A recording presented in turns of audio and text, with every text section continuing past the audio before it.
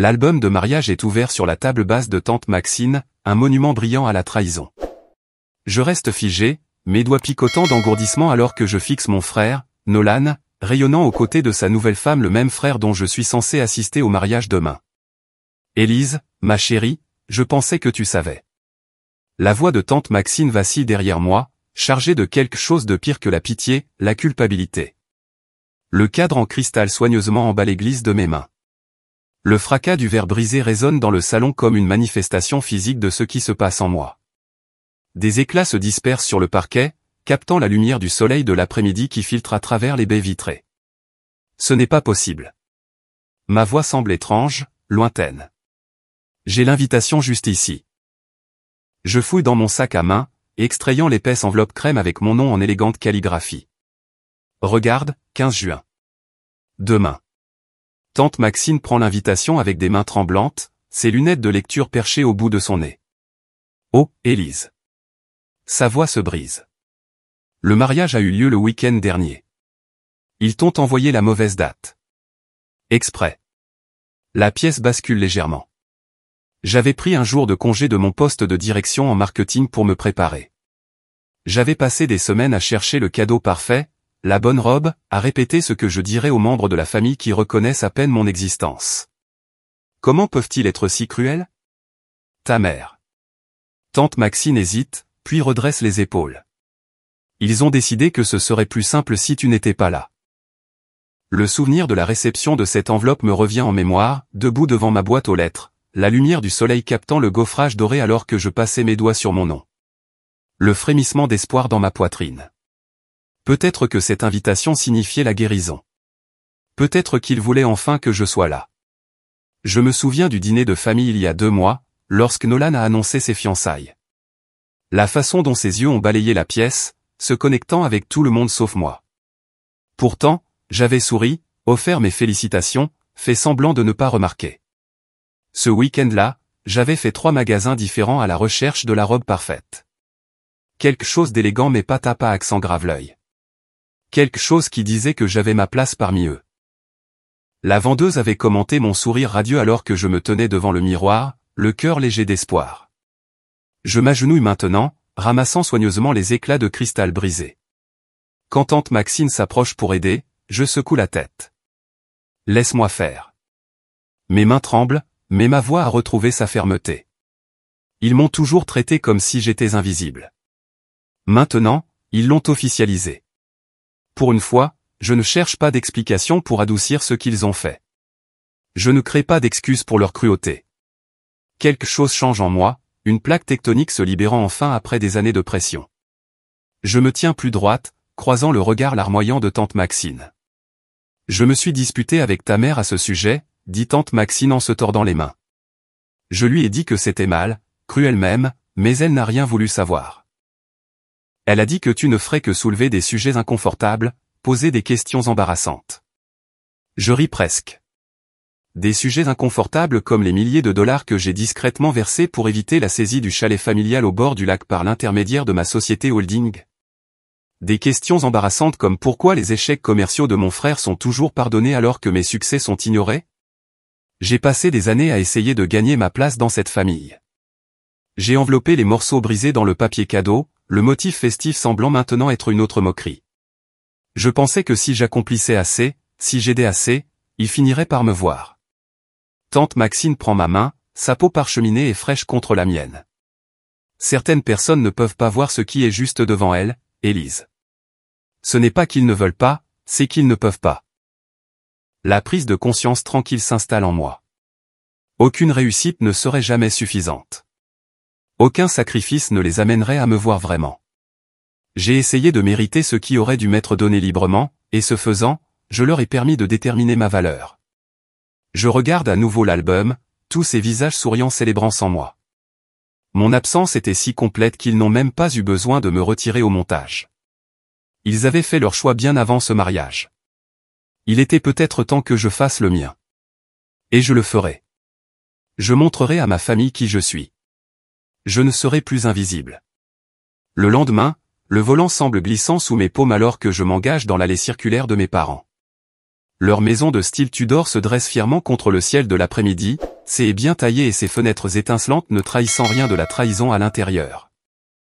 Je coupe le moteur mais reste assise, regardant par la baie vitrée alors qu'ils se prélassent dans le salon, entourés de photos de mariage.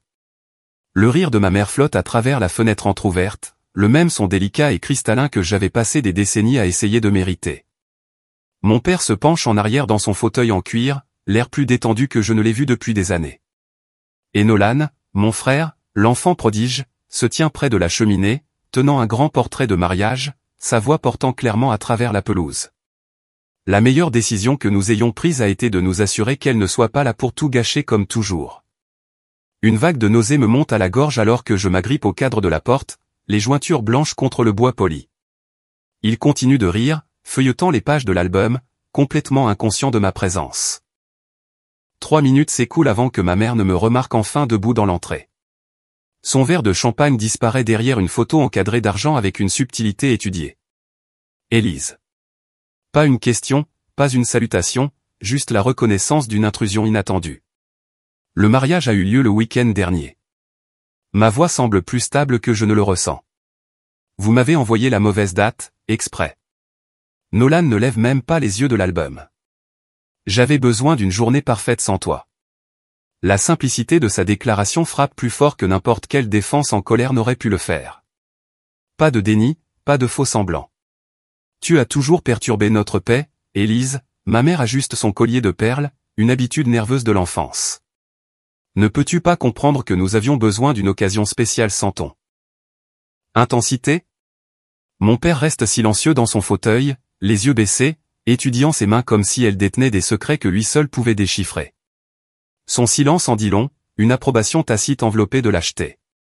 J'avance plus loin dans la pièce, notant comment ils occupent les sièges confortables pendant que je reste debout. La représentation physique de notre dynamique familiale ne pourrait être plus claire si elle avait été mise en scène par un metteur en scène de théâtre.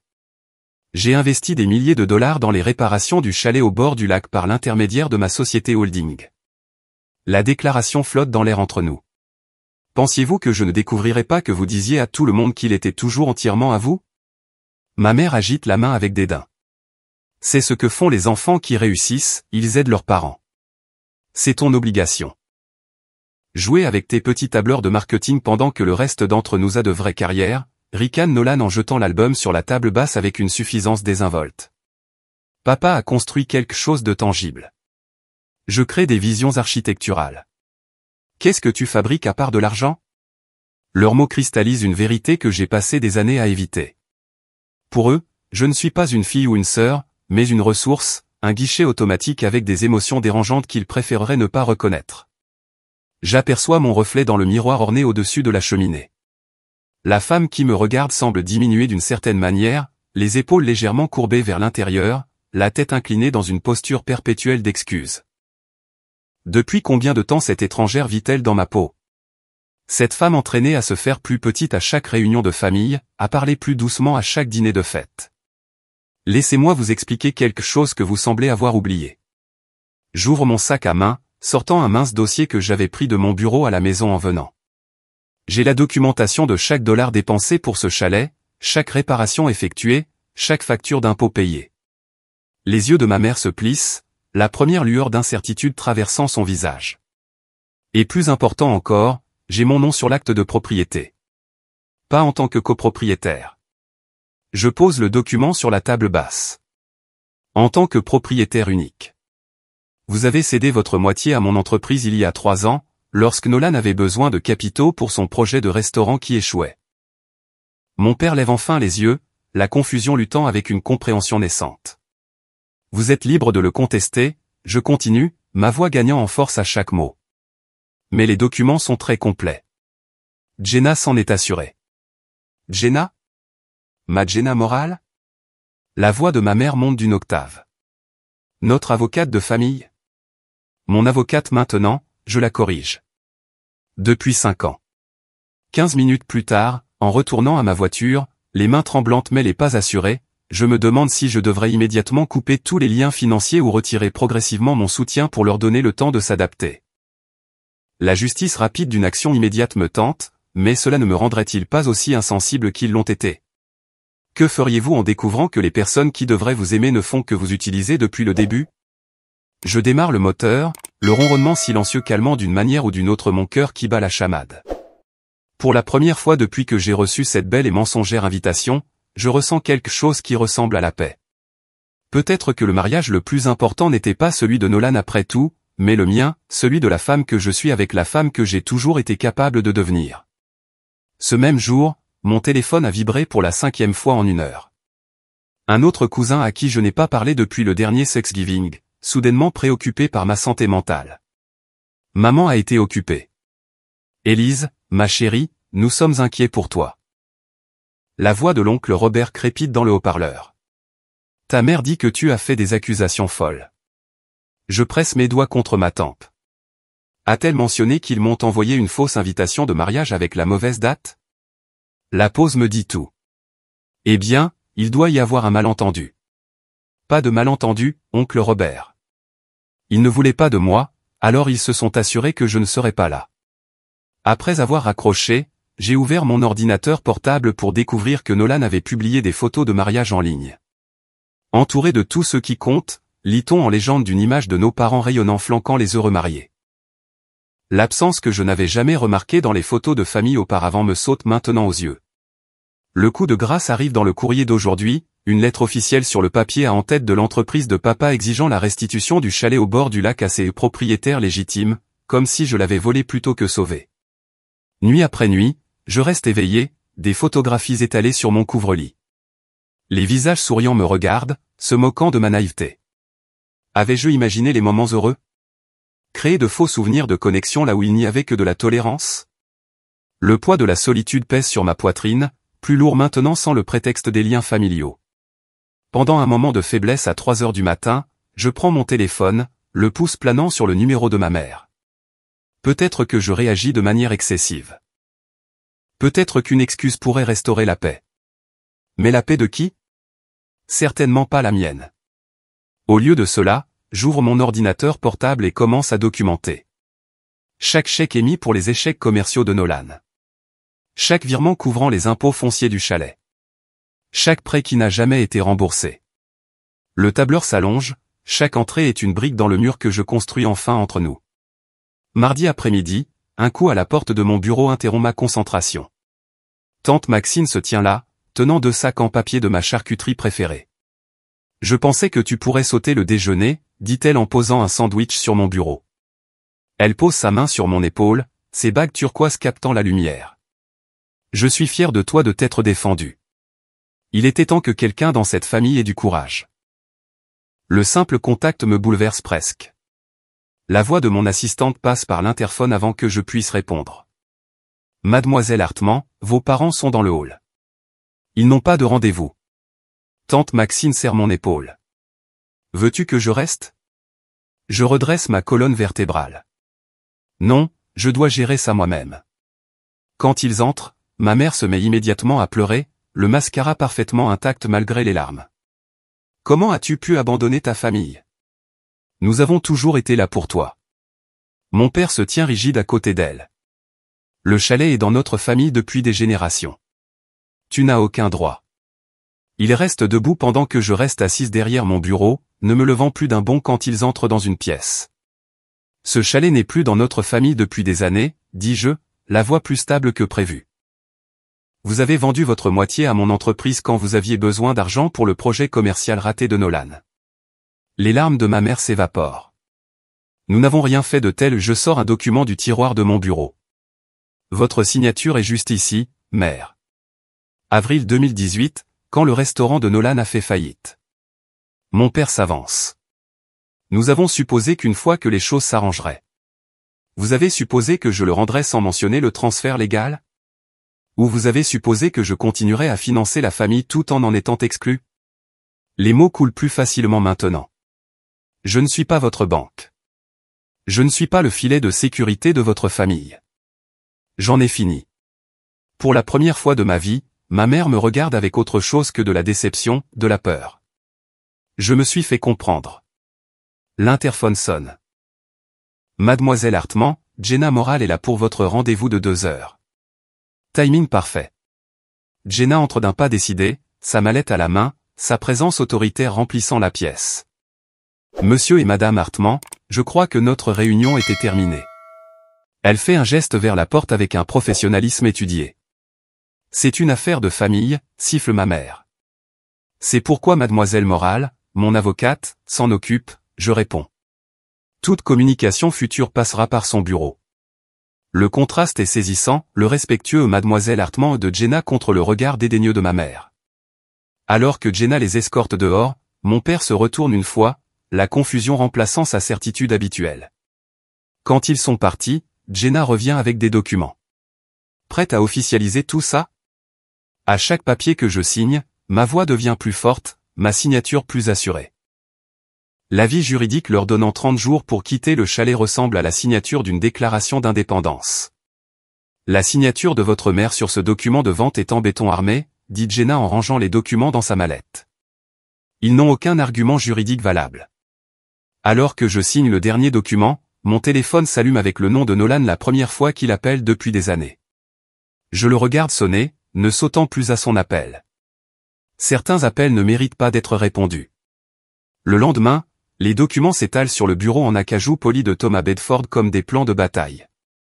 Je signe chacun d'eux avec des traits délibérés, ma signature devenant plus confiante à chaque page. Compte joint fermé. Précosigné transféré. Portefeuille d'investissement séparé. Thomas coche les éléments de sa liste, sa voix portant la cadence mesurée d'un homme qui a vu des fortunes familiales s'effondrer auparavant. Timing parfait aussi.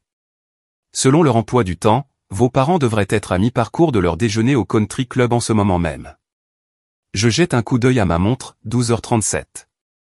Maman commandera son deuxième gin tonic, papa hochant poliment la tête à n'importe quel cadre à la retraite qu'il aura accaparé. La prévisibilité de leur routine est devenue mon avantage stratégique. Et pour l'ordonnance restrictive, je demande en faisant glisser le dernier formulaire sur le bureau. Thomas ajuste ses lunettes cerclées de fil. Le juge Harriman l'examinera cet après-midi. La documentation est complète. Le harcèlement au travail a un précédent clair. Je pense aux visites inopinées de mes parents, aux scènes dans le hall, aux chuchotements entre collègues. Mes doigts se serrent en un point sous le bureau. J'ai vu des familles détruire des gens, Élise. Thomas ferme son portefeuille en cuir avec un claquement décisif. Vous faites le bon choix.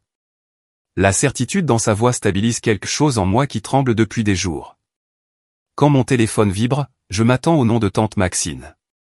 À la place, le numéro de la sécurité de l'immeuble clignote sur l'écran. Mademoiselle Hartmann? Il y a une situation dans le hall. Votre frère exige de vous voir. Thomas remarque mon expression et pointe le bouton du haut-parleur. Je l'appuie. Fait-il du grabuge? Je demande, ma voix étonnamment calme. Oui, madame. Le protocole de sécurité exige la documentation de l'incident. Il est très insistant sur des questions financières. Thomas griffonne une note et me la glisse, cela renforce le dossier pour l'ordonnance restrictive. Je ne descends pas, dis-je à l'agent de sécurité.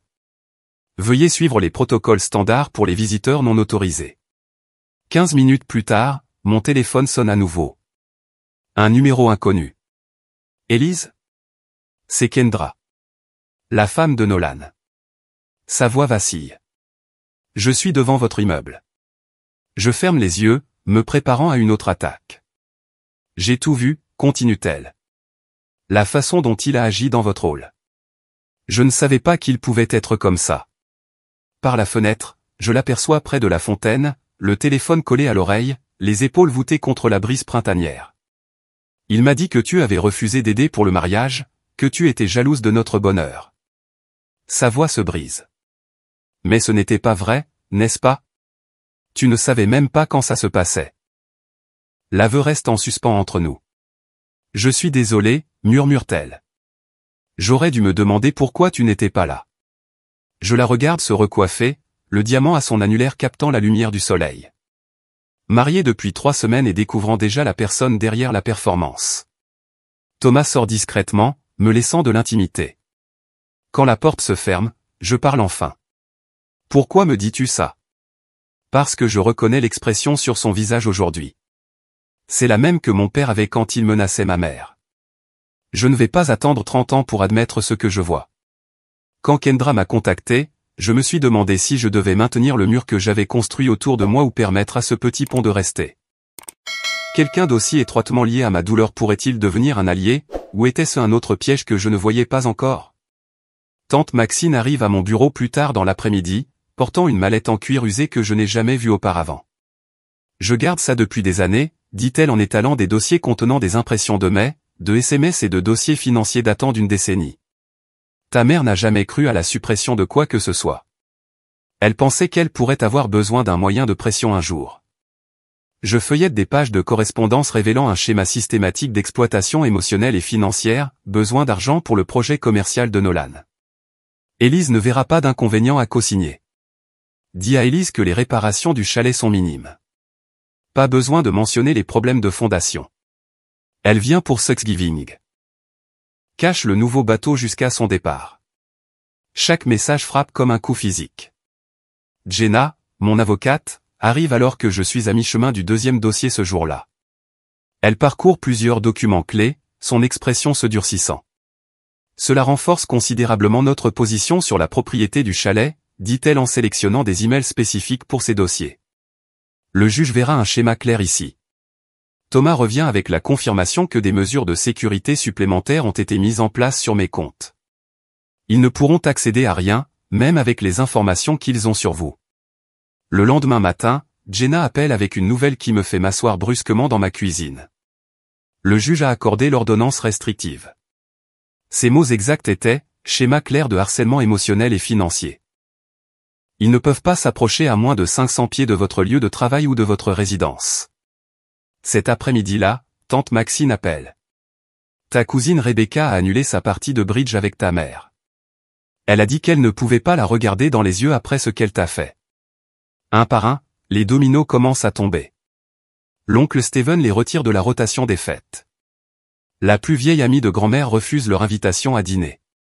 La consommation d'alcool de Nolan augmente alors que des rumeurs circulent sur le retour de Kendra chez ses parents. Sa stabilité financière part avec elle. Quand l'avis d'expulsion officiel pour le chalet arrive chez mes parents, la réalité s'impose enfin. Les conséquences qu'ils n'avaient jamais imaginées sont arrivées. Je passe mon doigt sur le papier à en-tête en relief de ma société holding, la même société qui a acheté le chalet il y a 3 ans quand ils ne pouvaient plus se permettre les impôts. Le chalet qu'ils croient toujours être le leur. La vérité a une façon de se révéler, un document à la fois. Une semaine plus tard, un mercredi, l'éclat familier du soleil matinal sur le hall en granit poli de mon immeuble de bureau semble différent aujourd'hui. J'ai franchi ces portes des centaines de fois, mais jamais comme ça, avec les gardes de sécurité Stan et Miguel échangeant des regards entendus alors que mes parents entrent derrière le pasteur Williams. Leurs expressions sont une étude minutieuse de la contrition. Le manteau en poil de chameau de ma mère pend légèrement de travers sur ses épaules, ses cheveux normalement parfaits montrant des mèches rebelles. Mon père se tient avec une déférence inhabituelle, les épaules voûtées dans une posture que je n'ai jamais vue auparavant. Le pasteur de la famille marche entre eux, la Bible serrée contre sa poitrine comme un bouclier. Élise. Le pasteur Williams tend la main, sa voix portant ce ton pratiqué d'autorité douce qu'il utilise pour les visites à l'hôpital et les services funéraires. Vos parents ont pensé que cela pourrait aider d'avoir quelqu'un de neutre, présent pour cette conversation. Je ne prends pas sa main. Il n'y a rien de neutre chez quelqu'un qui a été à notre table de dîner de Noël pendant 20 ans, pasteur. Ma mère s'avance, la voix vacillante. Nous avons prié à propos de cette situation, Élise, à propos de ton comportement dernièrement. Mon comportement? Les mots s'échappent en un rire discret qui me surprend même moi. Le chalet est dans notre famille depuis des générations, parle enfin mon père, son ton autoritaire habituel remplacé par quelque chose qui ressemble à de l'humilité. Ton grand-père l'a construit de ses propres mains. Le pasteur Williams pose une main douce sur mon bras. Le pardon est divin, Élise. Ce sont toujours tes parents. Il y a des liens qui transcendent les désaccords. Des désaccords, je répète, sentant la chaleur monter dans mon cou. C'est comme ça qu'on appelle la cruauté délibérée maintenant?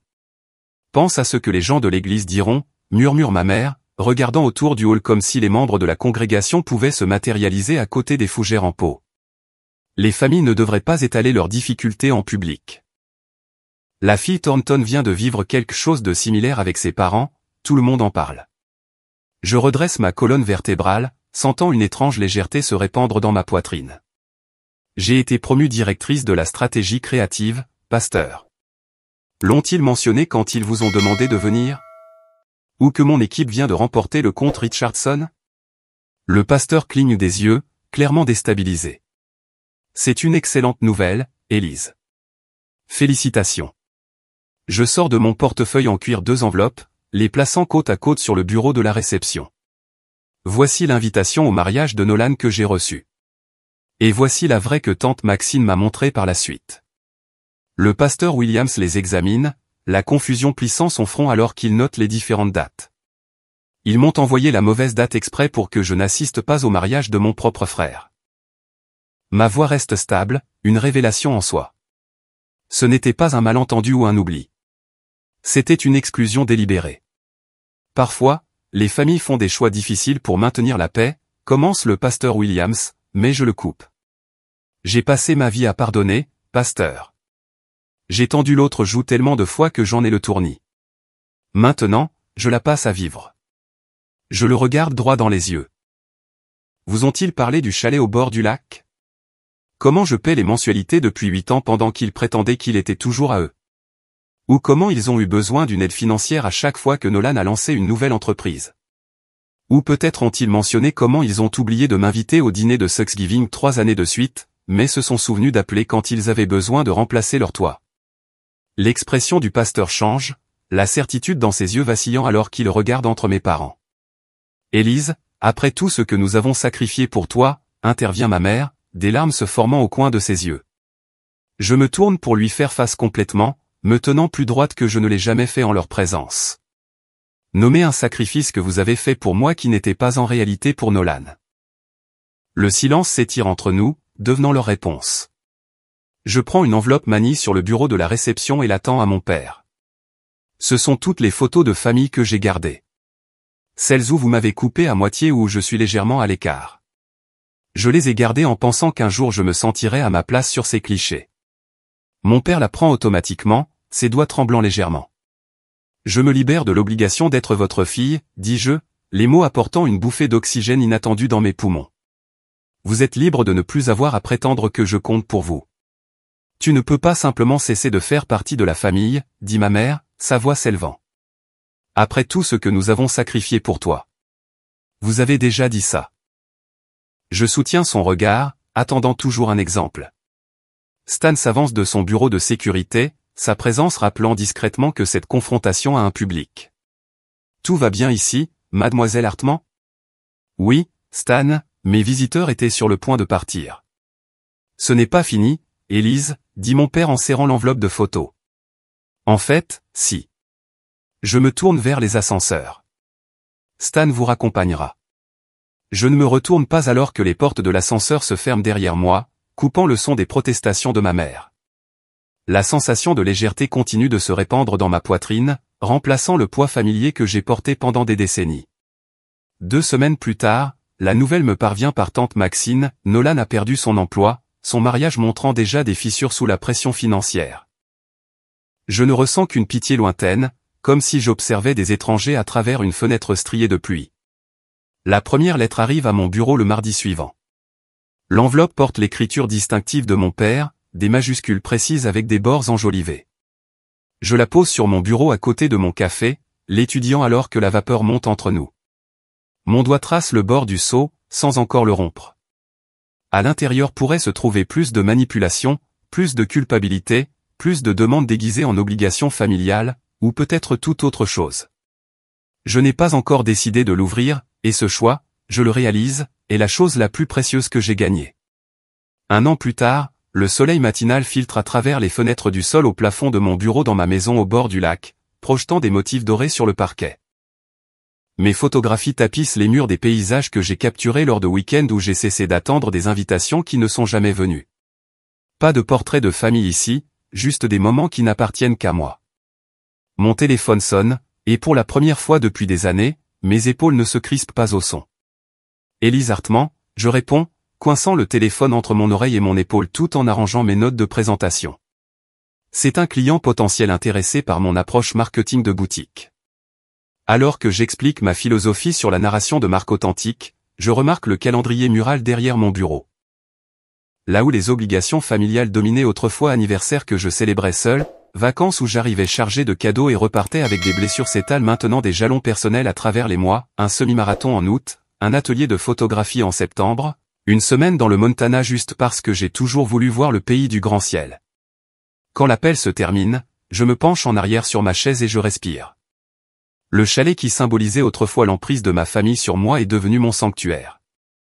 Le courrier arrive avec son bruissement habituel à travers la fente en laiton.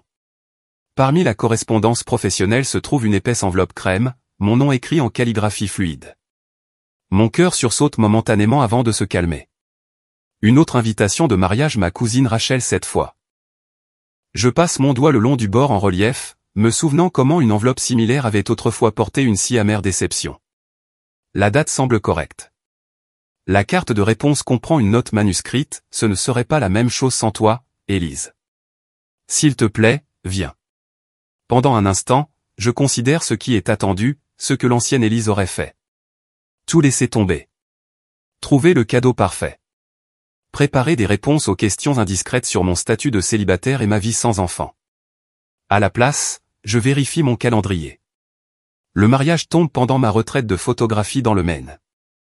Je choisis une carte de réponse dans le tiroir de mon bureau et j'écris une note sincère expliquant mon absence et leur souhaitant de la joie. J'enverrai un cadeau soigneusement choisi, non pas pour mériter l'approbation, mais parce que donner me procure du plaisir quand c'est librement choisi. Ce soir-là, tante Maxine arrive la première pour notre dîner, apportant son fameux crumble aux pommes. Thomas apparaît avec une bouteille de vin qu'il gardait pour une occasion spéciale. Jenna arrive en dernier, s'excusant pour le retard du tribunal, son rire remplissant ma cuisine. Un an, dit Thomas, levant son verre une fois que nous sommes assis autour de ma table à manger. Un an de limite qui rendrait une forteresse envieuse. À la famille trouvée dans l'amitié, ajoute tante Maxine, ses yeux se plissant au coin, et à la force de tout recommencer. Nous trinquons alors que le rire jaillit de quelque part au fond de moi, rouillé mais authentique. Plus tard, après leur départ, je m'assois à mon bureau et j'ouvre la dernière lettre de mon père. Contrairement à sa correspondance antérieure remplie de culpabilité et d'exigence, celle-ci reconnaît le mal sans chercher l'absolution. Je t'ai manqué, écrit-il simplement. Tu méritais mieux. Je place la lettre dans une boîte en bois avec les autres, ni exposée fièrement, ni détruite avec colère, juste reconnue comme faisant partie d'une histoire que je n'ai plus besoin de réécrire. À côté de moi se trouve une brochure pour un programme de mentorat aidant les jeunes femmes à naviguer les défis du début de carrière. Mon itinéraire de voyage pour le Portugal, un voyage en solo dont je rêve depuis l'université, repose en dessous. Les deux représentent des futurs construits selon mes propres termes. En fermant la boîte de lettres, je me demande si la guérison signifie la réconciliation ou simplement la paix avec le passé. La famille est-elle définie par le sang ou par ceux qui traitent votre cœur avec soin? Certains ponts brûlent pour une raison, tandis que d'autres peuvent être reconstruits plus forts qu'auparavant. Que choisiriez-vous, le confort de ce qui est familier ou la promesse de ce qui pourrait être?